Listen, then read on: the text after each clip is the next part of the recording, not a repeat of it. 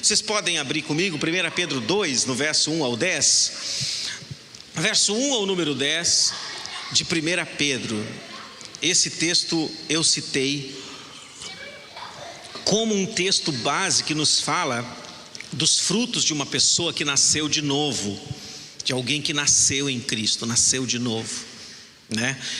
Diz assim a palavra: portanto, livrem-se de toda maldade, todo engano, hipocrisia, inveja e toda espécie de maledicência.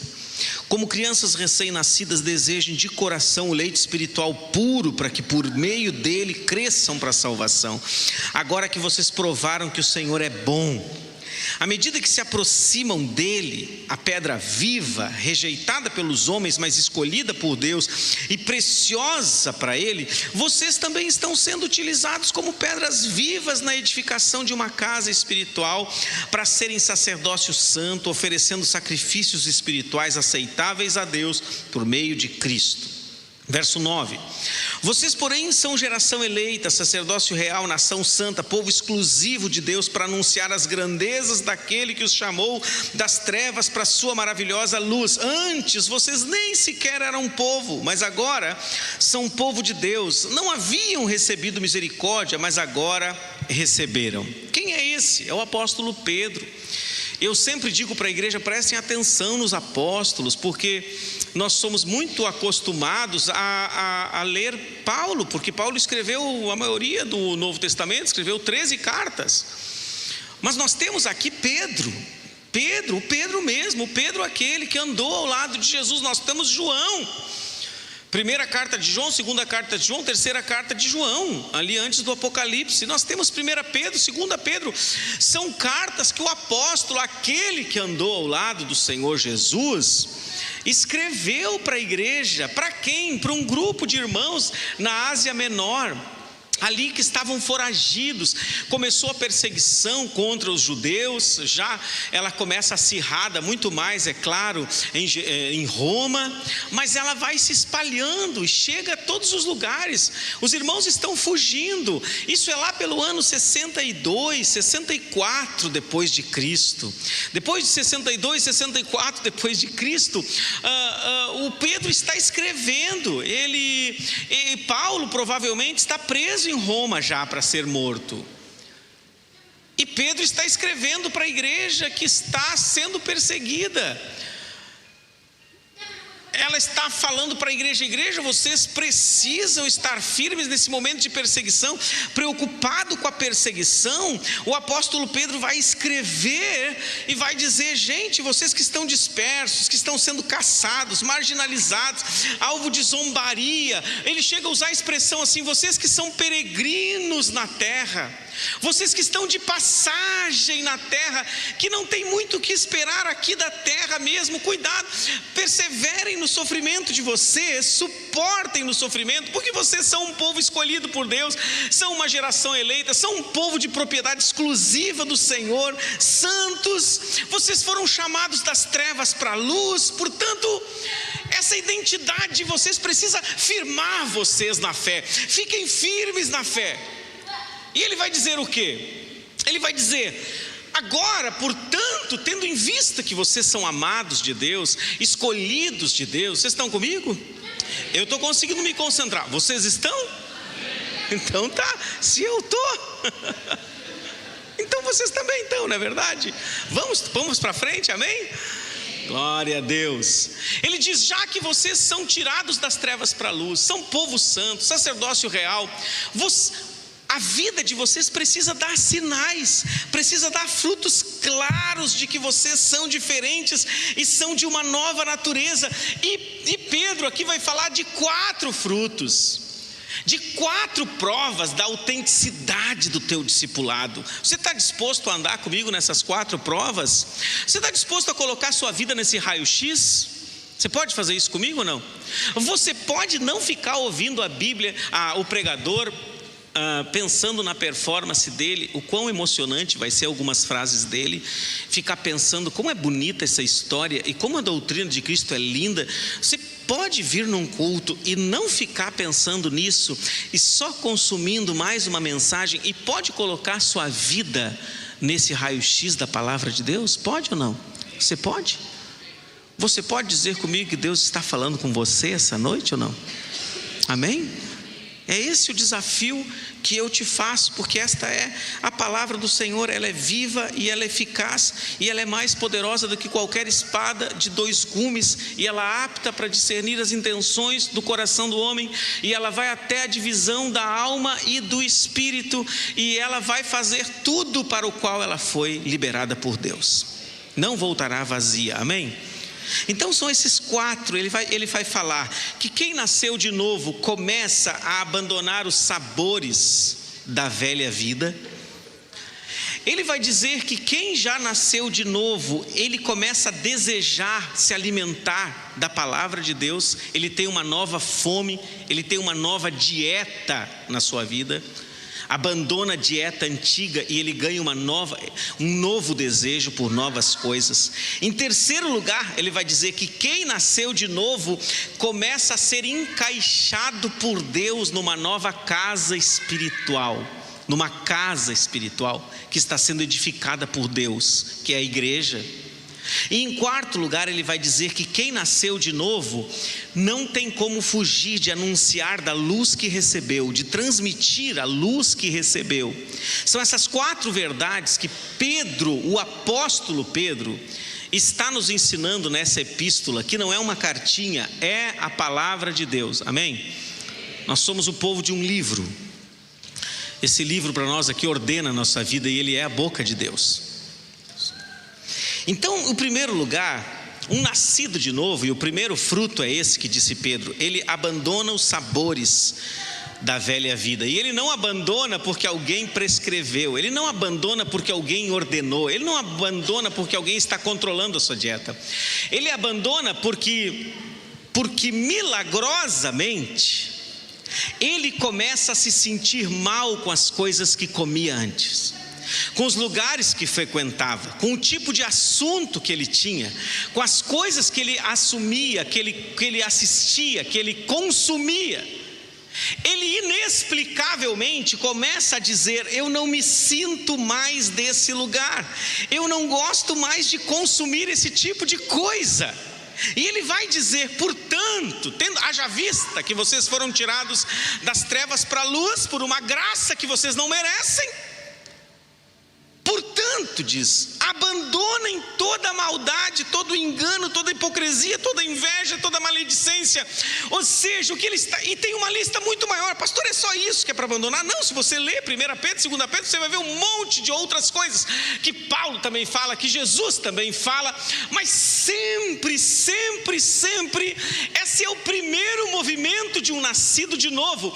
Ele começa a estranhar as coisas que antes de Jesus lhe davam prazer.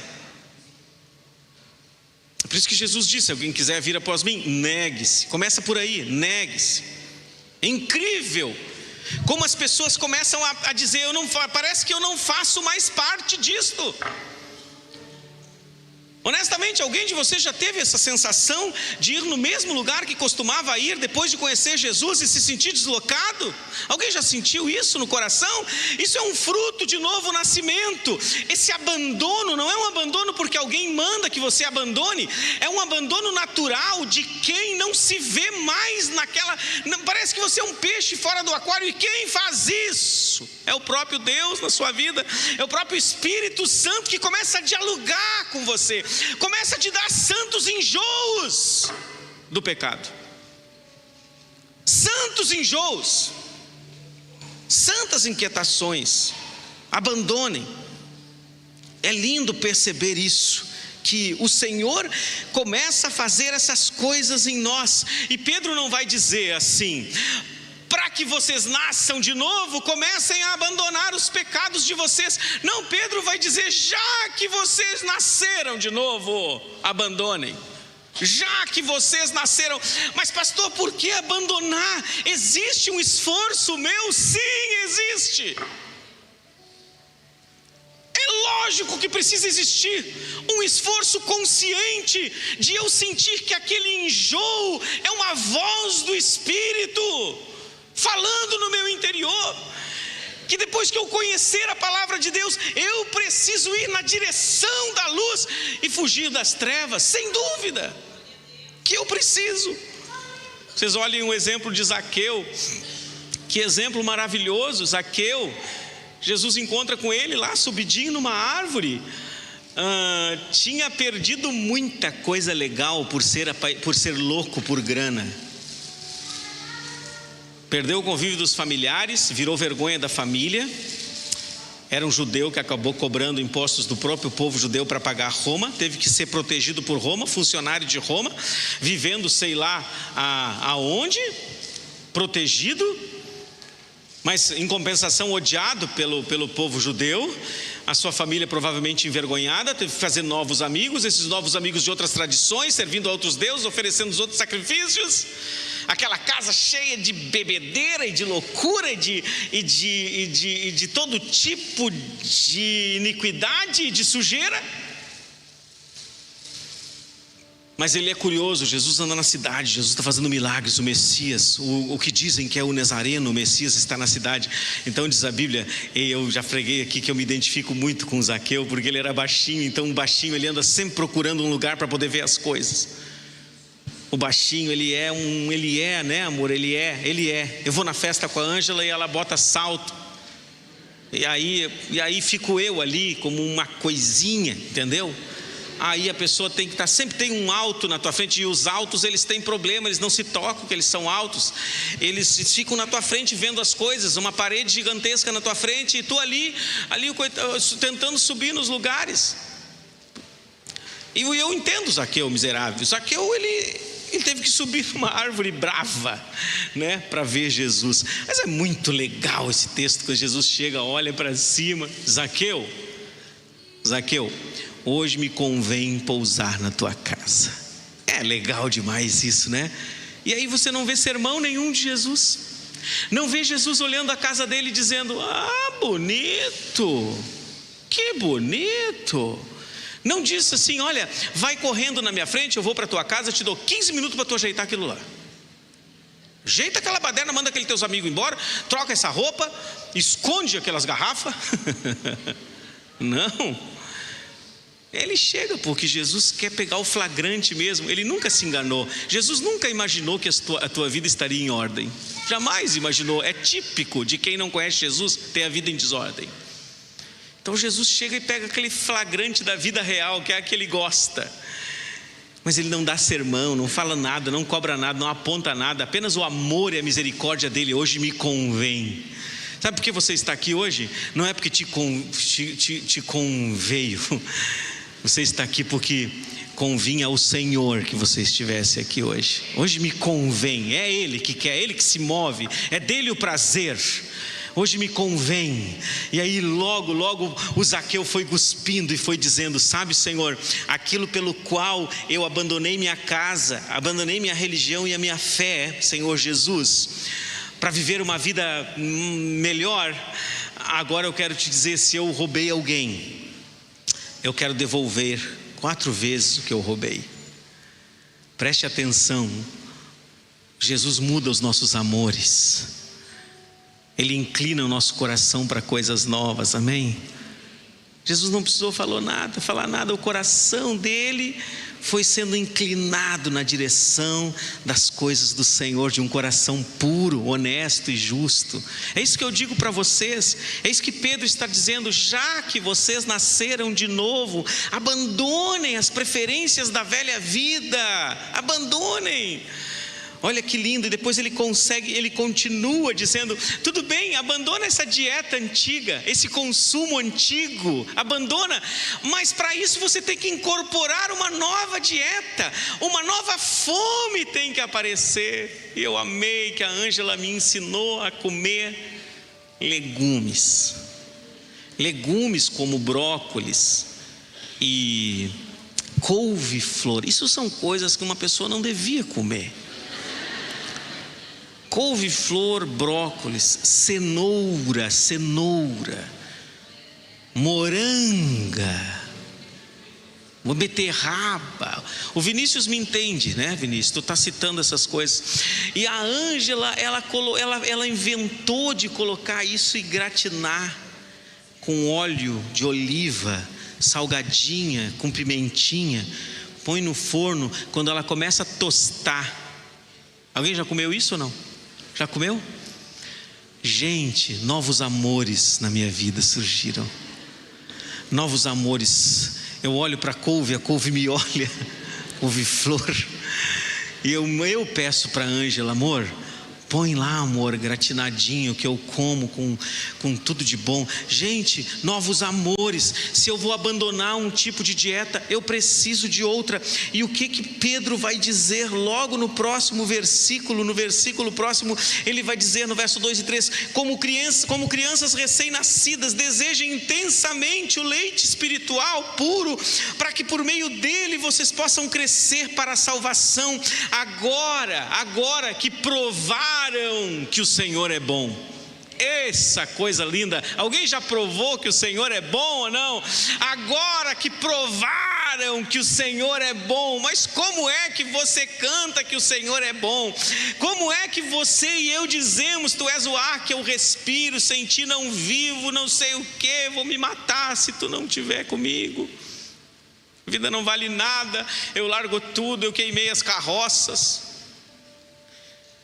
Primeiro que não tem carroça nesse texto bíblico, né? Sei que enfiou carroça ali no lugar, nem tinha carroceiro naquela época. Botaram carroça, queimei as minhas carroças. Isso é coisa já de pessoa crente velho que fica criticando tudo, tá? Deixa as carroças. Mas o texto é claro, ele vai dizer: se você nasceu de novo, você tem fome. Ora, se um bebê nasce, e ele nasceu ali, a mãe pariu ele, e logo ele fica quieto, e quieto de novo, tem duas coisas que aconteceram: ou ele está morto, ou ele está doente. Porque a primeira coisa que um nascido de novo tem é fome. É fome, ele sente o cheiro da mãe, ele que está no peito da mãe, ele precisa mamar, e a coitada da mãe às vezes ainda não desceu o leite, não sei o que, tem um monte de complicações que pode acontecer, e o bebê fica berrando desesperadamente. Ninguém ensinou para ele que ele tinha que comer, ninguém disse para ele que refeição é melhor ou pior, ninguém explicou nada para ele. Não precisa, porque a fome é algo que nasce juntamente com alguém que nasceu de novo. Quando alguém me diz que não tem fome da palavra, que não tem fome da presença de Deus, que não tem desejo de estar com Deus, que não sente fome das coisas de Deus, nós precisamos questionar o tipo de experiência que nós tivemos com o Senhor. Nós mesmos, como disse São Paulo, você precisa provar, você mesmo se sondar para ver se você permanece na fé. E hoje, como é um culto de ceia, eu acho legal que a igreja esteja reunida mesmo, para que nós, amados, sondemos o nosso coração. O que há comigo, que eu não tenho fome mais de Deus, não quero mais de Deus. Ele é o nosso pão que sacia a nossa fome, Ele é a nossa água que sacia a nossa sede, ó fonte inesgotável, que é o nosso Senhor Jesus, inesgotável fonte. Se tu beber da água que eu te der, se tu soubesse quem te pede de beber, mulher. Irmãos, que Ele seja a nossa comida, amém?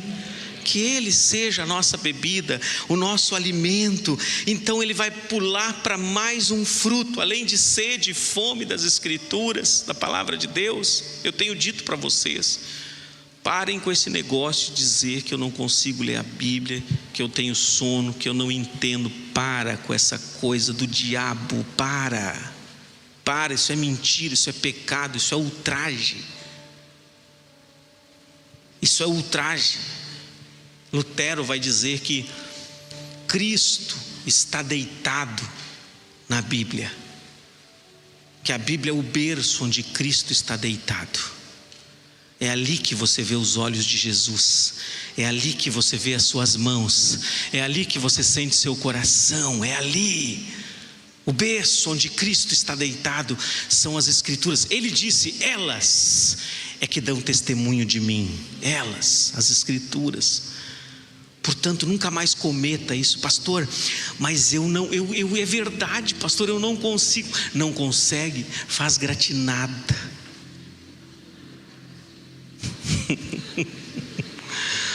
Começa a provar, começa a experimentar. O meu amor, quando casou comigo, não comia frutos do mar, né, amor? Não comia camarão. Não comia. E eu não comia maionese batida à mão. Com os anos, para mim a maionese tem que ser aquela que, se tiver o bichinho te mata, aquela morna. E agora a Ângela está me provando que se a batata for cozida na pressão, ela tem outro gosto, né, amor? Tem outro gosto. Maionesezinha batida assim, ó, bastante azeite, batidinha, olha, com ovos, meio morninha. Mas a Ângela não sabia nada de frutos do mar, e ela foi só fazendo o quê? Experimentando. Ora, quem dos senhores um dia imaginou que ia comer sushi? Um gaúcho comer sushi? Isso é um despropósito, isso é um pecado com a nossa tradição. E quem dos senhores agora ama sushi? Levanta a mão aí. Quem ama sushi? É maravilhoso aquela coisa crua. É maravilhoso. Você começa com hot. Você começa com hot, que era melhor comer batata frita, então. E aí depois você evolui para o peixe cru. Não gostava. Tem gente que não gosta. Não consigo ler a Bíblia, não me adaptei. Em nome de Jesus, é a sua rotina que vai gerar um novo hábito na sua vida. É a sua rotina, é a sua obediência que vai ir gerando, e o seu coração vai sendo inclinado para aquilo, a ponto de você dizer para os outros: seu bobo, tu acha que tu não gosta? Depois que tu começar a gostar, tu não vai parar de comer. E é caro, sushi é caro ainda, tem mais essa. Depois tem o terceiro fruto, que é: quem é nascido de novo faz parte de uma casa espiritual que Deus está construindo, que é chamada igreja. Amém? Que é chamada igreja, uma casa. À medida que vocês se aproximam dele, isso aqui é mistério puro. À medida que vocês se aproximam dele, a pedra viva, pedra que os construtores, os intelectuais, os arquitetos sociais deste mundo rejeitaram, mas que Deus a fez pedra principal e pedra de esquina. O Pedro vai dizer: vocês também estão sendo utilizados como pedras vivas na edificação de uma casa espiritual. E aqui Pedro é lindo, estude isso em casa, a teologia da pedra, a teologia dos fundamentos da igreja, aonde Jesus é a pedra de esquina que os arquitetos e os construtores rejeitaram. Isso está várias vezes nas escrituras. Cristo é essa grande pedra, e Pedro pode escrever sobre a pedra, porque ele é uma dessas pedras para quem Jesus disse: tu és Pedro, tu és Pedro. E sobre essa pequena pedra, tu és uma pedrinha pequena, parte da parede. Tu és uma pedra que vai ser como um alicerce menor. Mas sobre esta pedra, eu edificarei a minha igreja, e as portas do inferno não prevalecerão contra ela. E é lindo você ver essa evolução nas escrituras, onde Jesus é o pedrão de esquina, que se usava muito, uma pedra gigante que dava o alinhamento da casa. Mas os apóstolos são o restante do fundamento em cima dessa pedra, por isso é chamada doutrina dos apóstolos.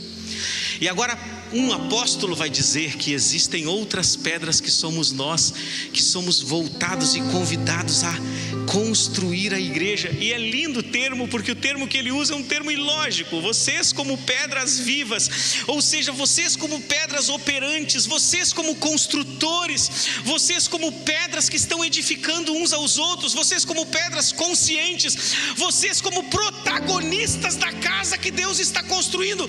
Ou seja, o que ele está dizendo, Pedro, para nós, que um dos sinais de um nascido de novo e alguém trazido das trevas para a luz, é que lá ele construía um tipo de casa que era para ele, para o diabo, sei lá para quem, mas agora ele é chamado das trevas para a luz, para construir uma nova casa, que é a casa de Deus, que é a família de Deus, que ele chamou de igreja, que com todos os seus erros, com todos os seus problemas, é a única agência do amor de Deus na terra, a única.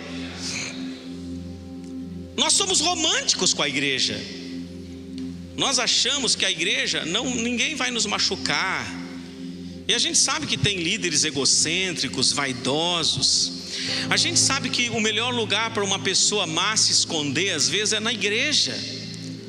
A gente sabe que os irmãos, eles continuam com seus temperamentos, eles continuam com a sua infantilidade, às vezes espiritual, e na igreja nós vamos ter choques, e muitos choques. Mas deixa eu te dizer, você não vai a lugar nenhum sem a igreja. Não existe relação de Cristo direto com ninguém. A relação de Cristo é com a igreja. O rosto de Jesus, a semelhança de Jesus vai ser desenvolvida na vivência dos meus irmãos. É ali que a semelhança de Jesus vai ser desenvolvida, é através dos dons dos meus irmãos. Eu preciso entender que quanto mais eu suporto os problemas da igreja local, mais eu vou ficando parecido com Jesus. Que quanto mais eu prevaleço, eu perdoo, eu reconheço, eu me humilho, mais eu vou ficar parecido com Jesus. Porque tal qual o casamento é a maior oficina de Deus na vida humana, a igreja também é essa oficina que vai me moldando, porque um pouco da glória de Deus está no rosto do meu irmão, um pouco do caráter de Deus está na vida do meu irmão. Enquanto eu já desenvolvi tantas coisas, o meu irmão desenvolveu outras, e juntos nós montamos a maior e mais poderosa escola de desenvolvimento humano, que é a igreja do Senhor Jesus. Juntos. Então Pedro vai dizer: não fuja da casa do Senhor, não saia correndo. Amados, vocês não são uma pilha de pedras. O nascido de novo não é uma pedra sozinha, solitária no meio de um campo. Não é também uma caçamba de pedra. O nascido de novo está fazendo parte de alguma parede, de alguma parte daquilo que Deus está fazendo no mundo, amém? Ele está em alguma das fileiras, suportando outros em cima dele. É isso que você está fazendo. Você é chamado para que acima de você, haja outro irmão que está chegando para compor a casa, e você dá sustentação, e ao mesmo tempo você agarra essa aqui ou aqui dos lados, e Satanás vem tentar roubar isso, mas como não está solto, ele não pode. Uns estamos fixados nos outros, nesse cimento do amor de Deus, da graça de Deus nas nossas vidas. E ele vai andando e ainda termina com mais um fruto de um nascimento, de um nascido de novo. E ele vai dizer que o nascido de novo, ele é um transmissor de toda a luz que ele recebeu. Ele vai dizer: vocês, porém, geração eleita, nação santa, sacerdócio real, povo exclusivo de Deus, são tudo isso. Por quê? Vocês estão comigo, não? Vocês estão colocando a vida de vocês nesse prumo aqui ou não estão? Então, vocês estão? Ele vai dizer que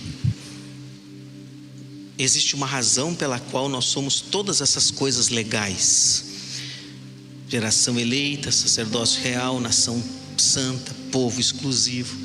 Tem uma razão pela qual nós fomos tirados das trevas para a luz. E você se engana junto comigo se nós pensarmos que eu era o fim da obra de Cristo, que eu era onde Jesus queria ter chegado. Chegando em mim, ele disse: cheguei, alcancei o Mauro, estou feliz por isso. Sim, eu sou o fim da obra da cruz, mas depois que eu sou alcançado, eu viro o meio pelo qual Jesus alcança outros.